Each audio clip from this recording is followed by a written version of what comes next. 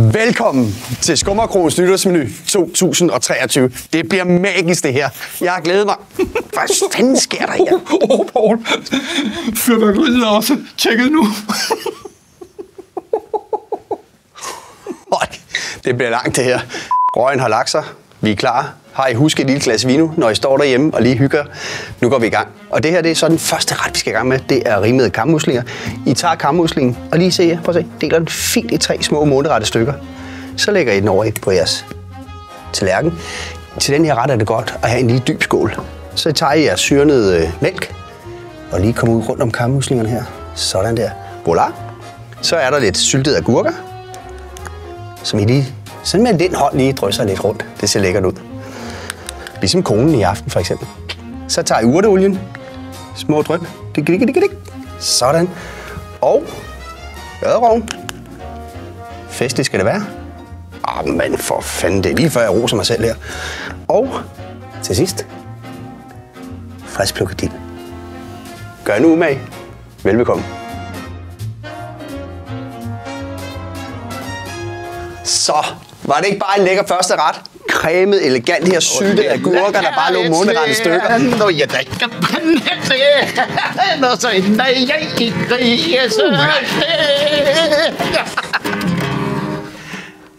Nå, vi skal til... Det er så det, man har lyst til at flette med en guitar. Nå, vi skal til ret nummer 2. Hold så! Det var så lige Jeppe Banjemus, og nu skal vi i gang med ret nummer 2. Er I klar derhjemme? Super. I tager de henkogte og syltede tomater. Dem lægger I lige så fint her i midten. Centrer det lidt. Ikke? Og så jeg plejer at sige hver år, koncentrer nu lidt, ikke? Tøser. Og drenge. Sådan der. Voilà. Så kommer glaskålen. Den drysser I lige rundt om her. Sådan. Og så skal I se. Så kommer den cremede hummerbisk.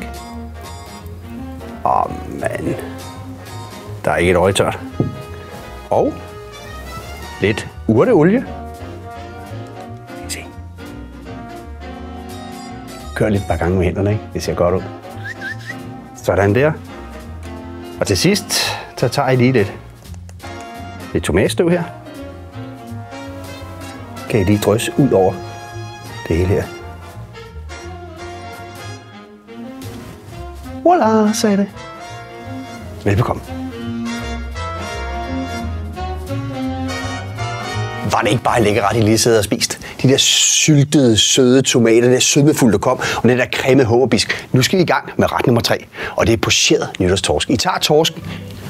Hvad fanden er torsken? Nej, undskyld. Øjeblik, så er der. Robert, kom on. Fuck! Pist. Det var god nytårsløg. Hvor svært kan det være at lave noget poseret torsk? Du vil prøve? Jeg prøver her, baron, så tager de der torsk. Torsken? Jamen, så tager jeg da lige det er syltede sennepsfrø. Og skal du der med en hulskær, så vi ikke får alt væsken med. Se lige, hvordan det ligger. Det er jo ikke svært. Det bliver så smækker. Så tager jeg kaffen. Man må godt have en rund hånd. Ja, de er rigtig gode til det her, bror. Må jeg have lov til at tage den her dejlige... Sne. Den her sne, og lade den falde, dale over dine torskestykke. Se, hvordan det bliver så fint. For Jeppe. Og så tager vi nogle af denne sauce, som er... det lækreste duft, man kan få. Hvor er det lækker. Og så var det også... Hvad er I gang i? Ej, seriøst? Okay. Altså, hvis Jeppe og baronen kan det her, så kan I også. Prøv lige at se, hvordan det jeg lavet det. Super lækker nytårstorsk, syltet peberkorn, frisk karse henover, peberrostning den daler, og så en cremet flødepeberrød hedder det sgu da. Sauce. Velbekomme. Så skal vi til aftens hovedret. Det bliver Det var de samme undskyld, Paul. Ja. Godt nytår! Der fik vi. Mand. Efter det her fantastiske nytårsknald, så tror jeg, vi skal anrette hovedretten. Jamen, for helvede, drysser. I tager kalvemørberen her, skærer en rigtig flot skive. Whoop. Lægger den her midt på tallerkenen. Lige ikke centreret, bare lige ud til den ene side. Så tager I jeres guldklimmer her ud af maden. En stor lækker kugle, som man siger. Lægger der. Så kommer der en porre og et guld igen. Og den lægger I der. Og så kommer der lidt syltede solbær. Dem lægger I lige rundt, sådan lige fint rundt på tallerkenen. Og lidt solbærstøv. Lav det sådan, så støvet det ligesom går sådan tværs hen over retten.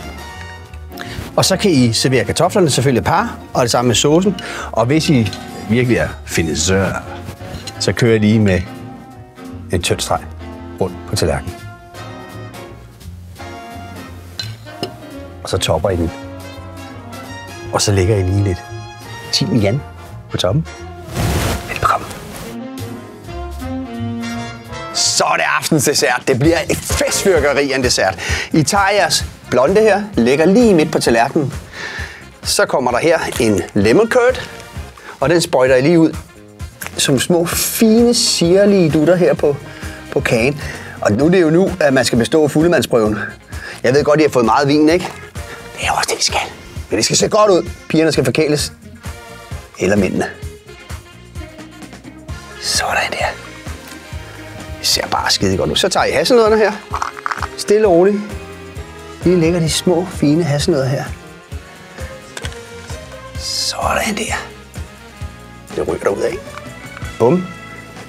Crumblen drysser forsigtigt oven på kagen her. Prøv at se. Det er jo smukt. Så kommer testeren her. Passionen, den lægger I her. Tager I jeres is ud af bæret. Og sætter her ved siden af kagen. Og så tager I lige og skærer den her passionsfrugt over med en lille ske. Og så skraber I stille og roligt. Prøv at se. Men der er jo ikke noget tørt. Sådan. Og så har vi aftens dessert. Og husk nu, hvis I vil gøre det nemt for jer selv til dagen efter, så har vi den mest største, lækreste, saftigste cheeseburger, I kan bestille med. Så I bare stille og roligt kan vågne op med ondt i skallen, en lille træve og en stor lækker burger. Kan I nu have det mest fantastiske nytår. Og hvad skete der?